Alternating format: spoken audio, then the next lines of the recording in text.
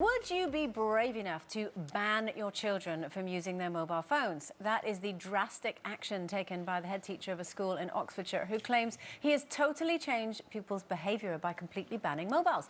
Do you think this is something that you would be brave enough to impose on your kids? Well, as you know, I run a home ed group on a Wednesday, and I have this term, banned the mobile phones. The kids' faces were an absolute picture when I told them. But, you know, they can have it, they can bring it in, but it goes into a basket and then they get it at the end of the day. Yeah. And I think it's a brilliant idea. I think that we're just spending too much. I'm the worst in my family.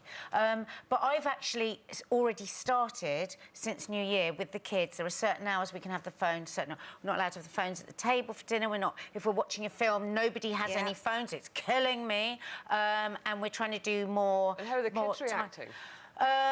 They're coping. But the thing is, the fact that I'm even talking in these terms means there is a problem. Yeah. I mean, it's like when you said, Andrew, would you be brave enough? Which sounds silly, doesn't it? Of course, you take away the mobile phone. But, I mean, I've been going through the same thing as you and saying to the girls what's coming.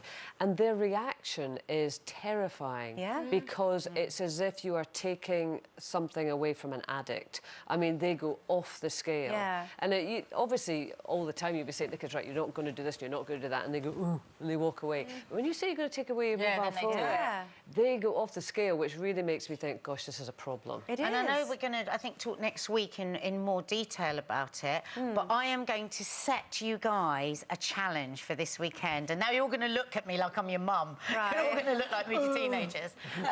And it is for you, either Saturday or Sunday, you can choose, to not have your mobile phones for the entire day. Oh my God, Kieran would love that, but there's absolute... Sunday's the best time to do tweets and stuff. There you go, teenage answer, OK? That's hard. I'm going to find it hard. It is hard. Andrea? All right, then. You won't do it. I'll text you and then you'll text I know, back. I hate this weekend. We're actually away, but I will tell you, a few months ago, I had a problem with my internet provider, and at home we had no TV, we had 4 channels. Oh my gosh! 4 channels! Did you 3 children! How did I go?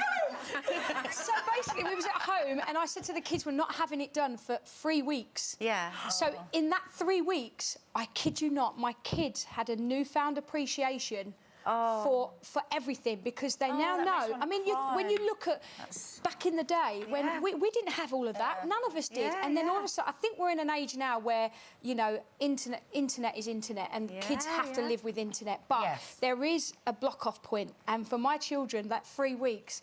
How old are your kids? A lot of why we're using the phone is work. Emails, texts, tweets, whatever.